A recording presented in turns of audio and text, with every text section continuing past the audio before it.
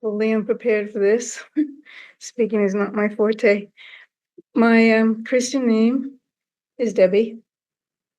My Lakota name is Ota Nagi Kishiwong Shaleshta, and it means plenty spirits with kind or merciful eyes. And one aspect of my history is actually from the Andes Mountains in Peru, several generations back. But by the time it got to my generation, most of the traditions and things had been lost. Coming to this country, it was easier to claim Hispanic than Native. And I look like my father's side, so nobody would guess anything anyway.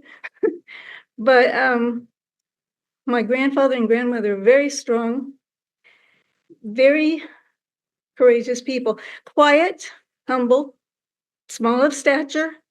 My grandfather fit the word meek totally. He would never offend anyone, neither would my grandmother. And they had a very small house. And when my family, mom, dad, 4 kids, were there with my grandma and grandpa and Uncle Earl, who was still in school, only 6 of us could fit around the table, and the other 3 had to stand when you were in the kitchen. And they had the table pushed up against the window.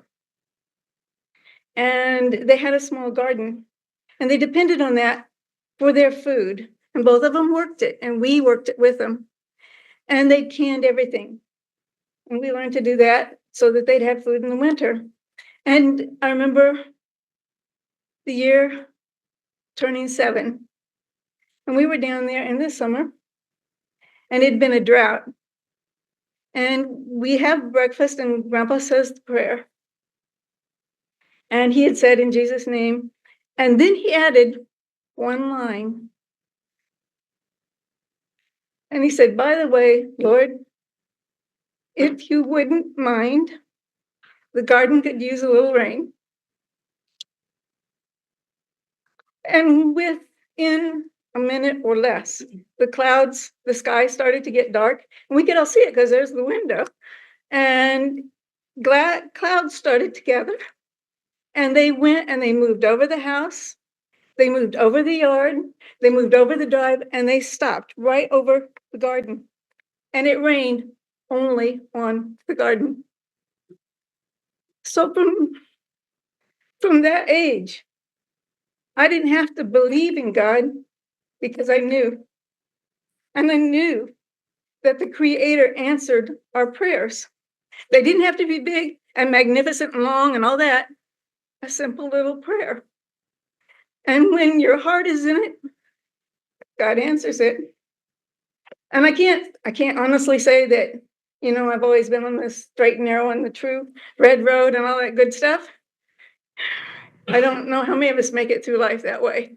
But I do know that even in the worst of times, I always knew God was there. Didn't necessarily know whether he considered me worthy of anything at that point, but I knew he was there. And I have learned, of course, since then, that it's never God who moves away from us. The Creator is always there. It's us who move away from the Creator. And it's our job to work our way back, to find out how to get back. And my brother Johnny Pearson, my Hunka brother in Lakota, he can't travel, so he's not here, but I'm his Hunka sister. And he took me in and taught me all the spiritual ways of the Lakota Sioux, Oglala Lakota Sioux. And I'm very, very thankful for that. And in Vision Quests, which a lot of you probably don't know what they are, but you go without food and water and you're by yourself on a hill and you have a vision, and have learned so many things and what we need to do and how to take care of Mother Earth, and learned also my own ancestry, because God can teach us anything at any time. So I'm very thankful for what I've been able to learn. And it's not just what I can do, because anybody can do these things. You just have to quiet yourself, find a place where you can listen, sacrifice a little, no food, no water. A chief, Red Earth, He always used to say, sacrifice is necessary. Pain is optional. That's totally up to you. So I think we get out of life what we put into it. And the Creator is always there with us. All we have to do is ask and acknowledge, because just stick your hand out and say, God, be with me, and I will. And that's like being out on the hill. You don't get hungry. Everybody, your supporters are praying for you. And if you start to get hungry, you just pray and it stops. And